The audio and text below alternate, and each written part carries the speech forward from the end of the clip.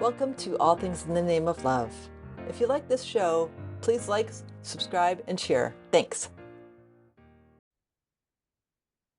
Welcome to another episode of All Things in the Name of Love. And today I have with me Jamal Jivanjee, who is, among other things, an author and life coach, podcast host, And what I loved about your bio was that you see the common thread of human suffering and are also really in tune with trying to find sustainable solutions to help people become liberated and empowered. And I love that. So I want to thank you first and foremost for coming onto the show, and second for the work you do in the world. And so thank you for joining me.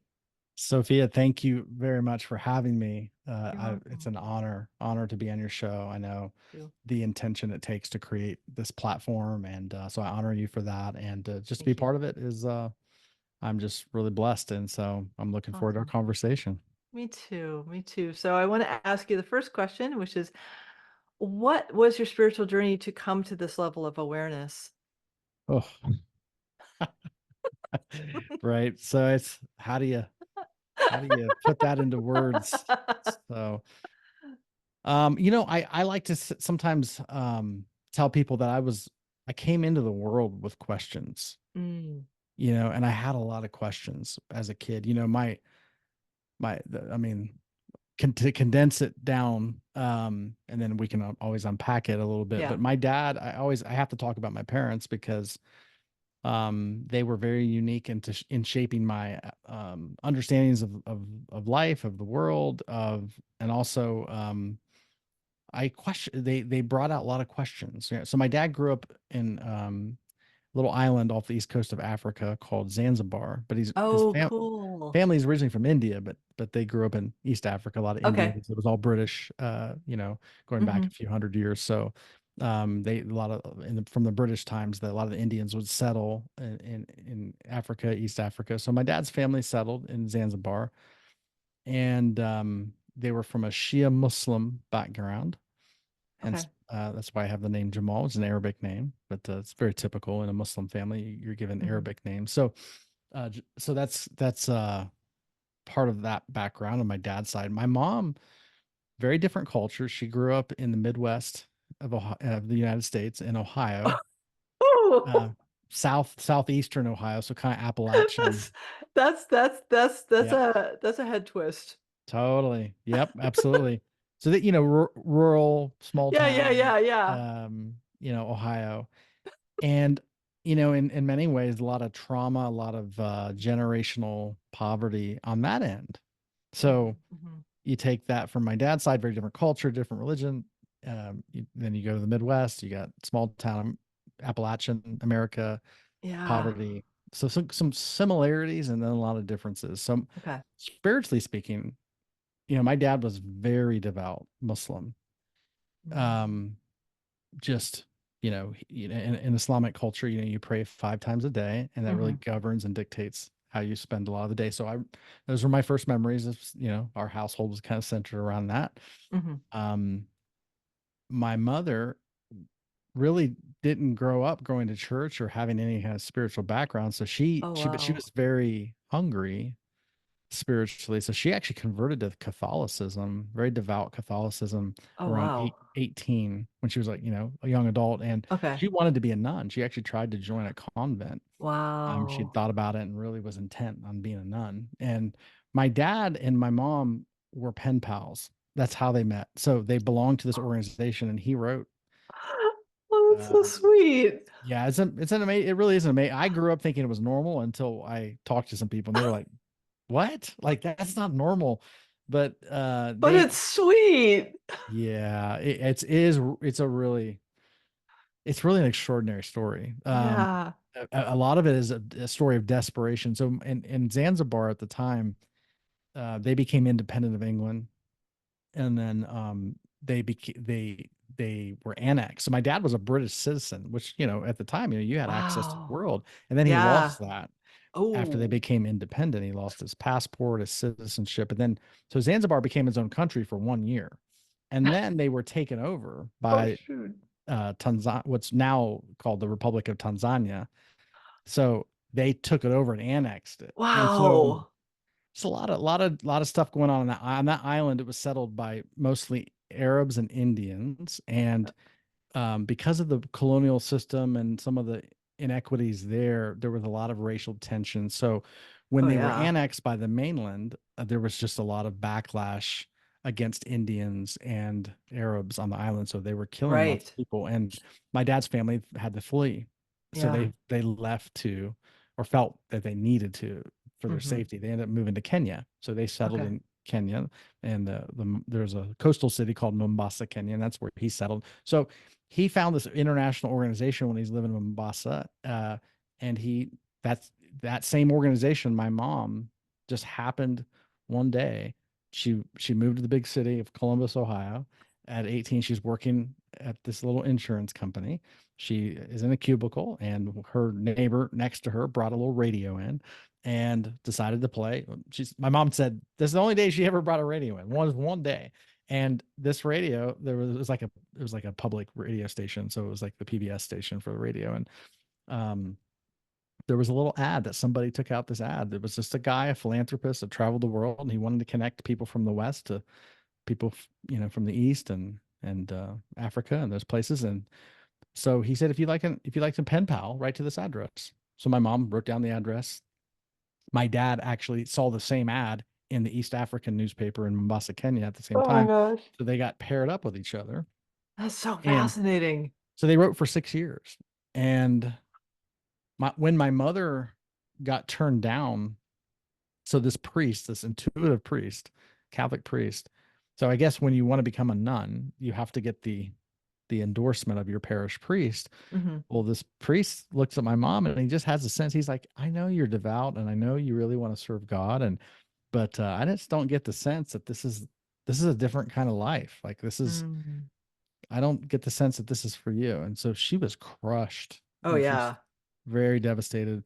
So my dad at the time had no money. He had no citizenship because he lost his citizenship. Then they were Mm. annexed by Tanzania. So he actually had to get a black market passport to even go to Kenya. And so he was a citizen of no Wow. country, but he had an Wow. illegal passport. So he was desperate. So he thought, my only ticket out of here, couldn't work in Kenya because he wasn't a citizen. It was all like, it was just, he was in a dire situation.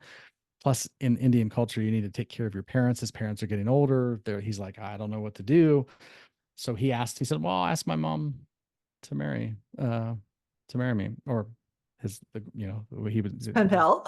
yeah, pen pal. So it was like a limb. And then when she was just fresh off that rejection of the convent, and she said, you know what, why not?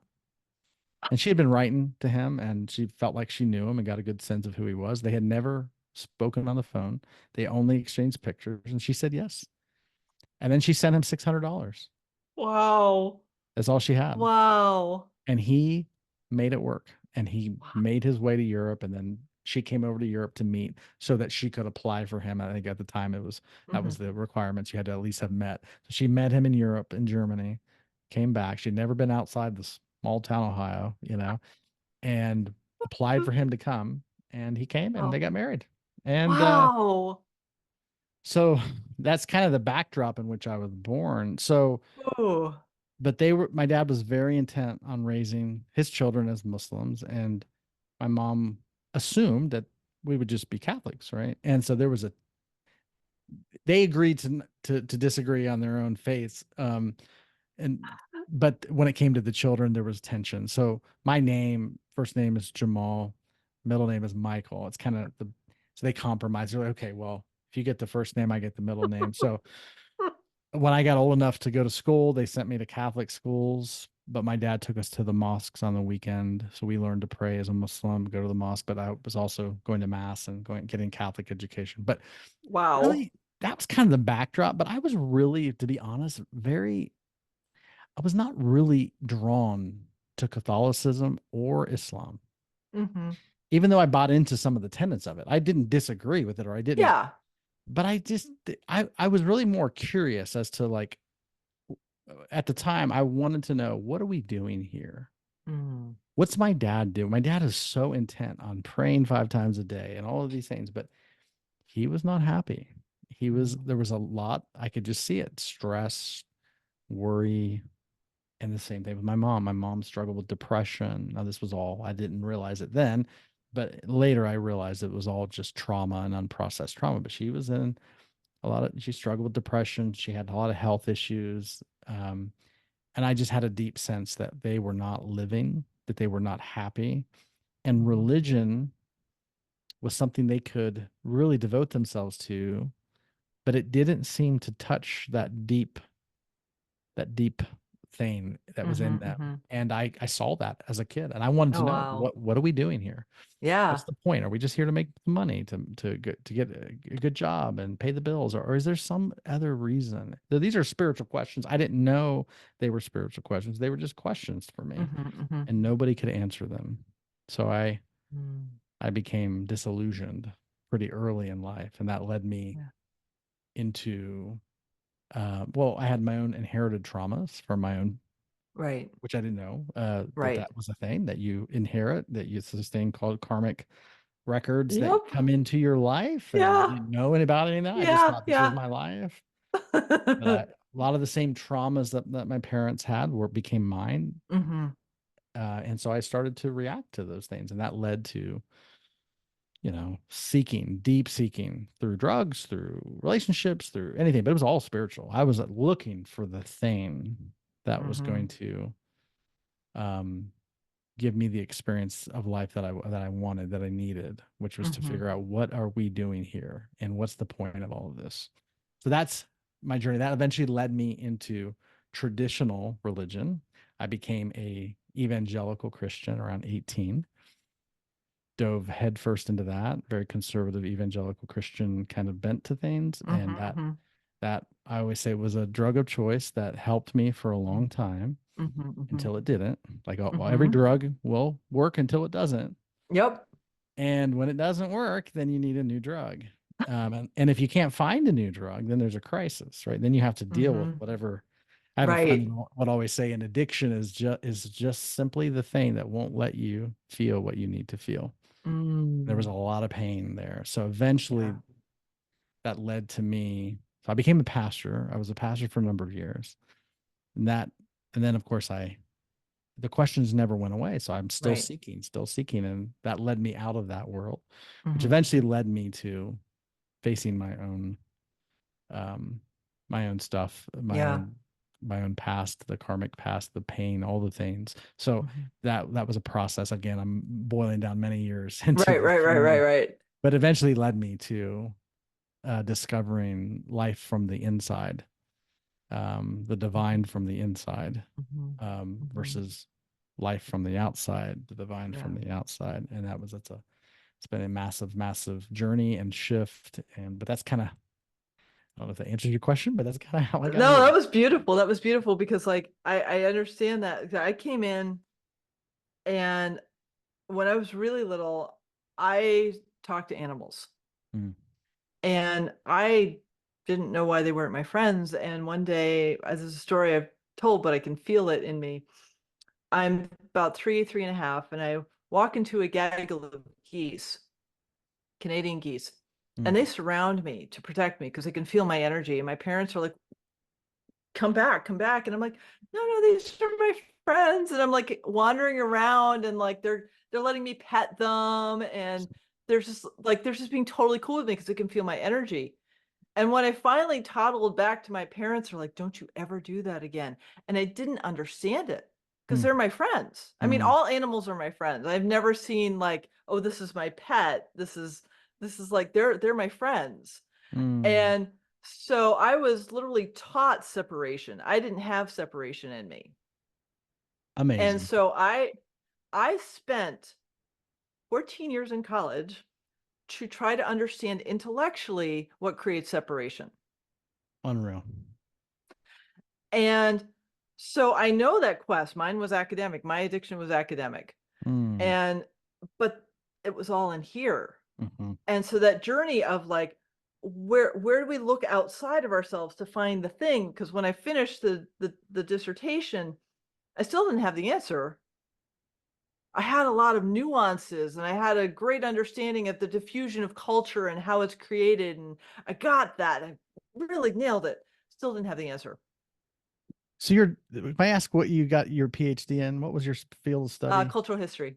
Cultural history. Amazing. I want to know your story. Later. That's yes. Later.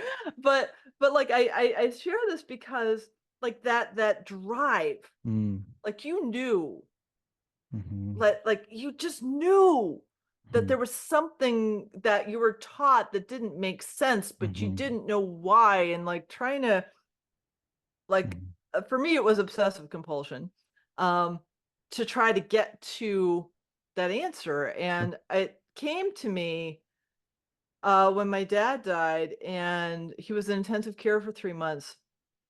And the day he went into hospice, I took off the gloves. He had a staph infection. I'm not going to care. I'm going to just like caress his face and like touch his arms to like make him feel like somebody cares about him. And then he transitioned after we left. So I get back in the room, I look at his body, and I'm like, "Where's Dad?" Because he left his body. And after I say that 3 times, I feel him scatter across the universe. Wow. And that's when I'm like, I don't know a fucking thing. Mm, And that's when that separation question came out and mm, dissolved, mm. because I Wow. could feel him, he could feel me. He's not physical anymore. Mm, So that just led me on this deep, deep, deep, deep, deep level of the same thing of like finding myself and finding myself. And in the process of that, like uncovering the ancestral traumas, which I'm pulling back now, like we had some pretty awesome contracts to come into with to heal for ourselves, for our lineage, for the yes. collective. And so I want to bring it back to like what brought you to wanting to find these patterns? Is it your family infrastructure that started it? Like, oh, like mom's got these traumas, dad's got these traumas, are from different cultures, but like these traumas are kind of like universal. Totally. Well, this thing called life that we're living, right? I know you probably hear this a lot, but it's really a matrix. It's this thing of we're telling the story, but the story, a myth, a myth is people talk about myth as like, oh, a lot of people think of mythic stories or a myth as something that's not true, but that's not what makes something mythic, right? There's a lot of stories. Some stories are mythic and some stories are not. And what makes Hmm. something mythic is that there's something deeper to ascertain from the story. That's like if you watch a film, like a movie, and some movies they last the test of time. They go on. There's generational. They impact generations. Hmm. Hmm. Because they're mythic in nature. There's a deeper Hmm. story. So what I look at it is like, okay, our lives are mythic, every one of our lives. But the deeper thing we're here to learn, we couldn't learn it without the context of story. We need a story so we can interact with it, so we can learn the deeper thing. Hmm. So I look at my life and go, okay, this is mythic here. What's the deeper story here? Or it's healing. So for me, I'm in the healing business. That's my work in the world, is to heal and to help bring healing. But I needed a story to where this all began. So for me, it started with my mom. I can remember being 3 years old and looking at her and just had this question. I can still remember it like it was yesterday. Hmm. I have very clear memories of going, I want to make her happy. I want her to not be sad. And how the story started for me. I'm just curious. It became a desire that because she wasn't present to me the way I really needed her to be present to Hmm. me, not because she didn't want to, Right. she clearly did. But she was suffering. Right. She had a lot of stuff going on, and I intuited that. I picked up on it, and I thought if I can help her, I was not aware of this at the time, but Right. the desire was if I can help her, maybe she would then be okay and she could be happy and show up for me. So this was my story. And so Hmm. that's how it started for me. Yeah. I wanted to fix mom. What's going on with mom? Why are some people sad, or what causes pain? And then Hmm. my dad's big pain point was money. Right. He's just always wants more money, and I knew he wanted to feel safe. He felt insecure. He felt Mhm. that life could become very difficult. So it was just a quest to drive. And I thought, well, he's kind of distant too, Mhm. because he's struggling to make ends meet, and Yeah. everyone's talking about money. So I just thought, wow, how do we get more? How do we get enough? How do we live? What's it mean to people always say, what do you do for a living? Right. And I would that question would always bother me because I was like, wait, Too. Me too. my mother worked, and then my mother ended up getting a good job. And when I say good job in Ohio, where I grew up, especially from the kind of family that, I come from, it was, if you got a stable job that had paid well, good benefits, and it was like a government job, I mean, you basically hit the lottery. Well, my Mhm. mom got a state job, good benefits, good pay. So, but the only problem was that she hated it. But that doesn't matter. What you want in life doesn't matter in the story that I grew up in. So Mhm. I literally remember her being so, she had such resistance to going to work. She sometimes would get up in the morning and vomit, literally Oh. throw up, and she would go to work. She did this for 30 years and retired. Oh. And I watched that and I thought, my mom would talk about what she does for a living. And I was like, that's not living. Now I had appreciation and gratitude Oh at one yeah. level. It was a conflict inside. I was like, I really appreciate what she's doing for us. Right. At the same time, I didn't want her to do it because it's like, Right. you're not living. I want you to be happy. I want you to live well, because I think every Mhm. child wants those that they love, their parents. The best, and I say this now, the best thing you could do for your family is learn how to live well and show them what it looks like, because Mm. nobody benefits from your suffering. Right. So I wanted her to live well. And so that became and I wanted my dad to live well. I wanted them to be happy and feel safe and feel abundant. So that became my story of, what if you could live for a living? Like not just because when people say, what do you do for a living? People are really saying, what do you do for money? But I'm like, Right. it's not always what you do for money that is in alignment with who you are in your life and living. But what if you could work when I say work, what if it could just be living for a living and that is your work? What if your life was your work? You brought up a story that I haven't thought in a while. So I'm in Connecticut. I'm in my 20s and I'm working on my master's degree. And I go to this party in Fairfield County, Connecticut. Now I'm going to get Mm, the accent. So this woman comes up to me and she's very, very like Plymouth Rock level of mm, aristocracy. She says to me, "Darling, what do you do?" And I said, "Oh, I'm getting my master's degree in history." And she's like, "No, no, no, darling. What do you do?" And I said, mm, "Do you mean what I do while I'm getting my master's degree?" She says, "Yes, yes, darling. What do you do?" And I mm, said, "Oh, I work at a mortgage company." She said, "Oh, how lovely. Bye." And I was like, "Whoa, wait, wait, wait." Because like my whole thing since I was little is, mhm. how's your soul? Yep, What's is your soul the yep, same thing? Like, how's your yep, soul doing? Like, I don't care yep, what your title is. I yeah, care, are you like, how's your soul? yeah. Who are you? Are you living in your heart? Or are you living in your head? And, Yeah. I did the head thing and it didn't bring me happiness. It brought me a lot of people pleasing awareness that I didn't know I was doing. But like the heart, if I connect with my heart, well, then everything's okay and it doesn't matter what I do. Mm, yeah. Beautiful. Thank you. Absolutely. 100%.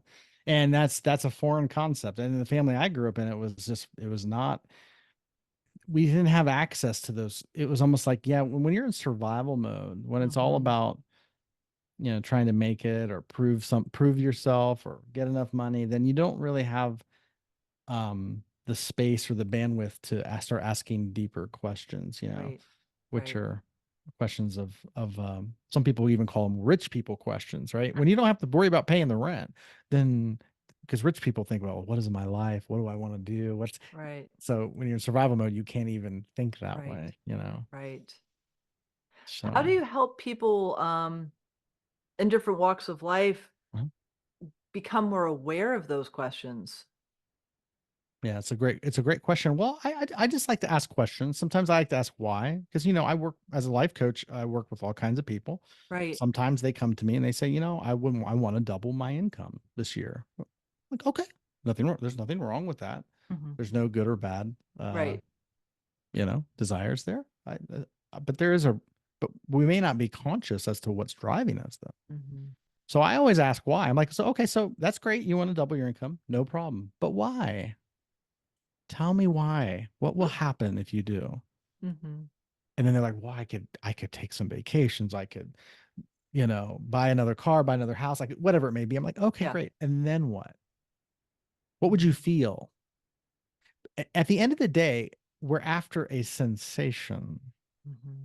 So what will more money give to you? And for some people, like my dad, it would have been, oh, I could relax. I feel safe.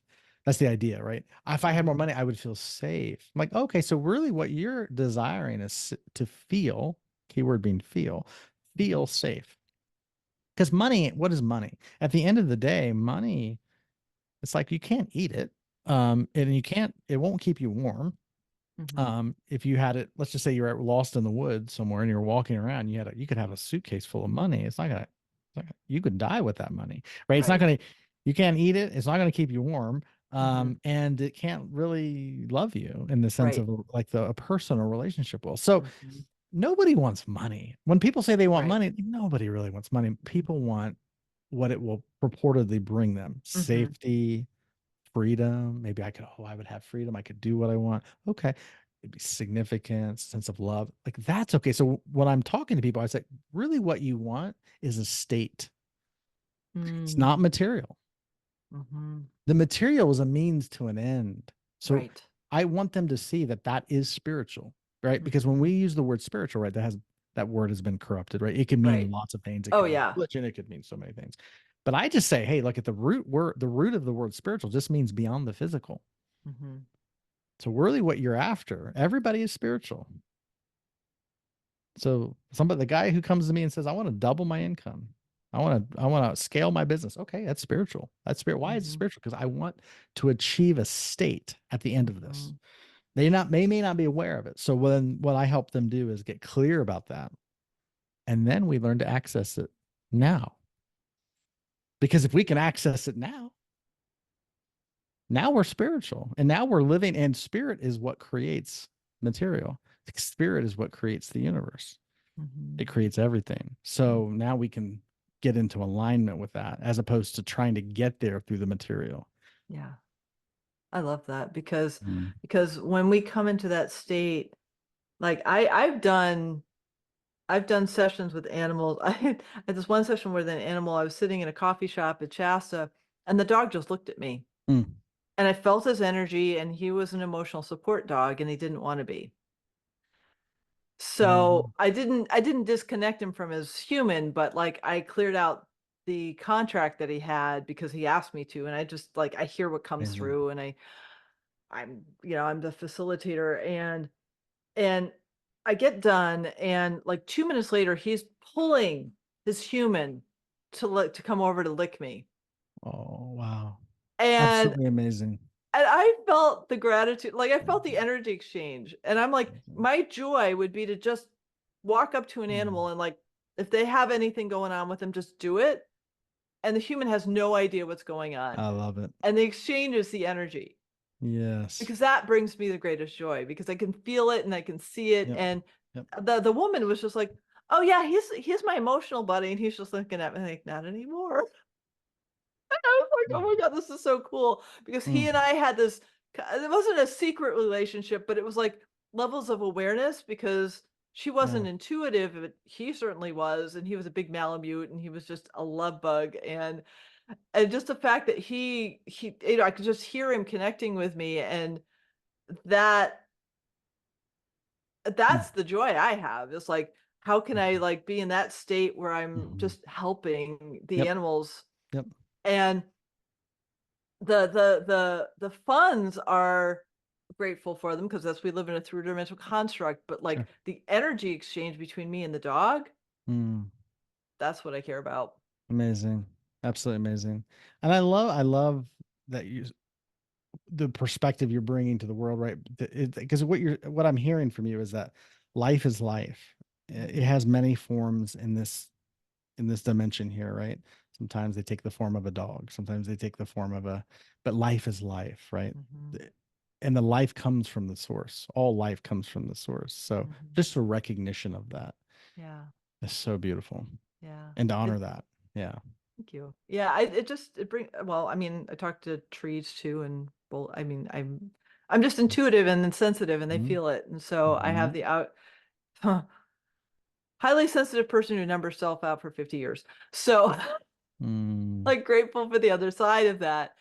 And like what I feel is like as we tune more into that deeper calling Mhm. of like what is that thing that you're looking at for the other side of money, Mhm. that's where the joy is. Yes. And when we come from that state of Yep. being, the other stuff doesn't, I don't want to say it doesn't matter, but it carries less weight. Sure. No, yeah, absolutely. Absolutely. But I think, when you're in alignment with life, right? Because the other stuff is like it's all perspective, right? Mhm, If I am living in a state of alignment, I'm staying a state of abundance, a state of love, then my car is great, but I'm not looking to it for um because when sometimes I'll ask people about their life, I'll say, well, how's your life? And they're like, well, what do you mean? Like my financial life or my relational life or like what? And I'm like, no, no, no, no. Your life. mhm. Like you're talking about your stuff, your accessories, your cars Yeah. or your clothes or your relationships. And these are great and these are gifts and they're fine. I was like, but your life, if we don't get conscious about what our life is, then we will confuse all that stuff for our life. I was like, these are Mhm. just like accessories. Your car's not you and your Mm-mm. clothes are not you, Mm-mm. but you are you. So how are you? How is the thing that makes you you? How is that? Do you even know Yeah. what that is? And Mhm. honestly, the vast majority of people I work with are not aware of what and who they are Wow. because it's my money, it's my job title, it's my Yeah. relational status, it's this. And it's like, no, yeah, none of those things are you. Mhm. They're very temporary, but you are not temporary. You are Mhm. this moment, you are life here, you are eternal in that sense. But so it's learning to access that. And then when we access that, then it's great. Then it's like, oh yeah, Yeah. I love my clothes, I love my cars, I love my house. But there's not pressure on them Right. to become our life. Right. Right. And I get that differentiation because I mean, Mm, I have a 2004 BMW 325 Xi. mm. She has a personality. She has a name. I love it. She's a grand old dame and she lets me know it. Mm, Um, she's not me. I mhm, know that. She is definitely not me. She likes being with me. She loves taking corners really fast. mm, Um, she has her own energy. She's not me. mhm, mhm, I just happen to get the opportunity to drive her. And does she define me? mhm. No. She's an aspect. She's the aspect of me that likes taking corners fast. That's not who I am. I love it.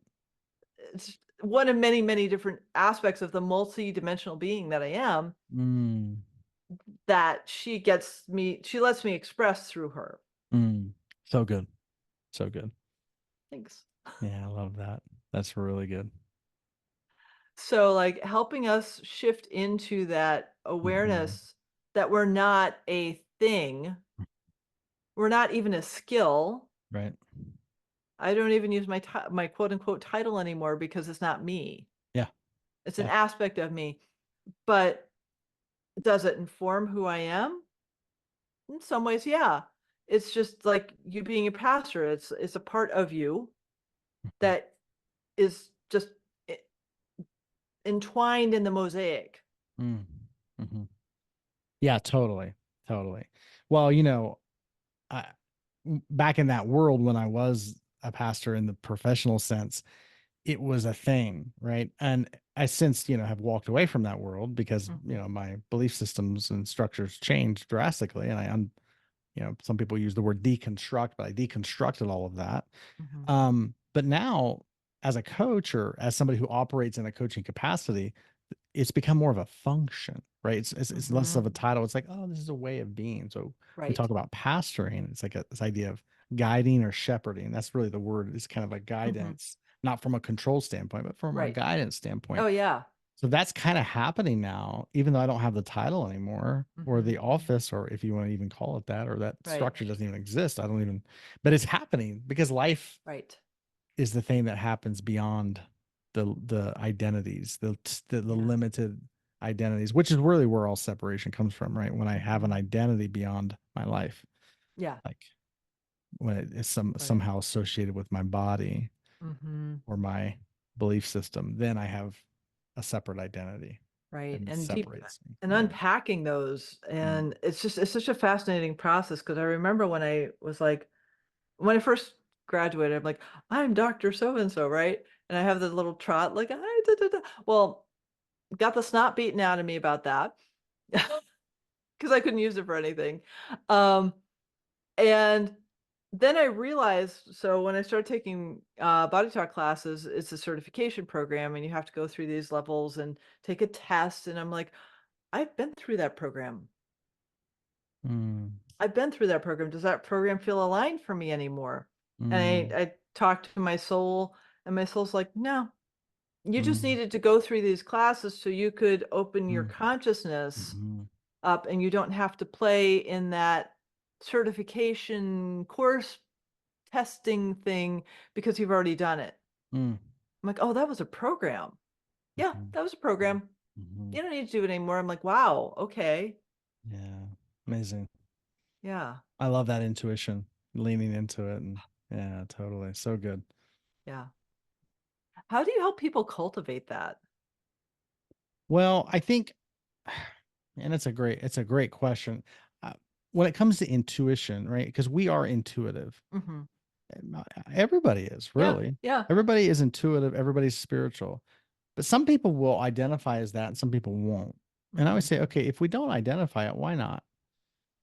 Well, because that's just not who I am, right? It's like, that's not who I am. I was like, well, who are you then? So then typically what people say they are is their story, right? Whatever story, and everybody has a story, Right. right? And whether the story's pleasant or unpleasant or a mixture of both, which it's typically a mixture of both for people, the story is not you. It's kind of like, not to use it, but this analogy of like, well, how does everybody's naked? Hmm. Some people have clothes on so you don't see it. Hmm. So this is really more of a process of removal. So a lot of the coaching work I do is we're removing things, Mm. removing paradigms, removing identities, removing things so that we can get back to what is. Because what is life, is Mhm. consciousness, is being. And when we start touching that dimension, intuition flows. People become more intuitive in Yeah. practice because not because they learned it, but because they unlearned who they thought they were, Mhm. if that makes Yeah. sense. It completely makes sense. Mm. I'm I'm recalling a book I read, and I can't remember who or what the book is, but I remember that the process of like we're innocent as children, and Mm. then we take on all of these programs and beliefs and Mm. karmic things, and then the process of the adult is to return to the child and Yes. the unlearning of all of the things. Right. That's what we're here to do. Yeah, because we're divine beings. Yeah. Oh, and all the spiritual masters taught that, right? Like even Jesus, if we go back to Jesus, even he said, if you want to inherit this thing called the kingdom of heaven, you have to become like a child. Mhm. So it's like, oh, the qualifications of a child. What is it? What are the qualifications that children have? Innocence. Yeah, they're not they don't have the story yet, right? So Mhm. they're just being. Mhm. So it's like, oh, okay. So they come with life. Yeah. Yeah, that's the only qualification is living, And speaking of animals, I've always been somebody said this one time, like you'll never offend a dog if you call them a cat.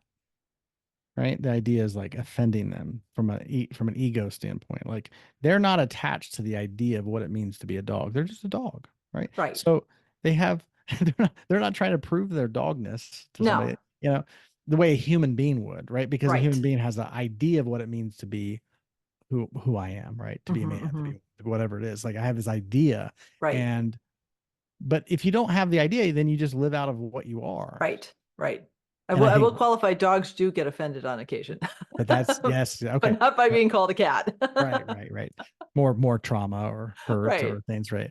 But like Right. the psychological dramas, that Oh, they do not have, I mean, they do inherit, they do have karma and they do have mhm, ancestral mhm. trauma, but like they don't define who they are by it. Mm, so good. Yeah, they just that mechanism's not there for Right. them to do that. Right. So that can also be they can, in that sense, animals can really teach us a lot about being Hmm. because that's what they are inherently designed to show us, right? Yeah. To their beings, right? Their being in many ways, people say, oh, they're so present. But like, yeah, because they don't have a story going on. Right. They don't have an Right. idea of what it means to be who they are. Right. They're just being who they are. Right.